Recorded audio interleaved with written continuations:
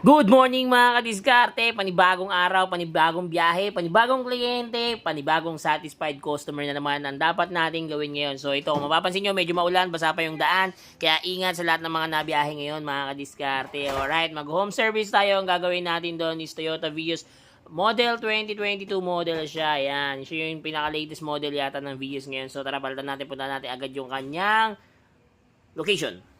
So ito nakarating na tayo, ito yung gagawin natin, ayan yung kanyang Vios. Yung pagtanggal nito, yan munang part na yan kabilaan para ma-remove nyo. So ito, na-remove na natin yung isa, kaya kita nyo naman.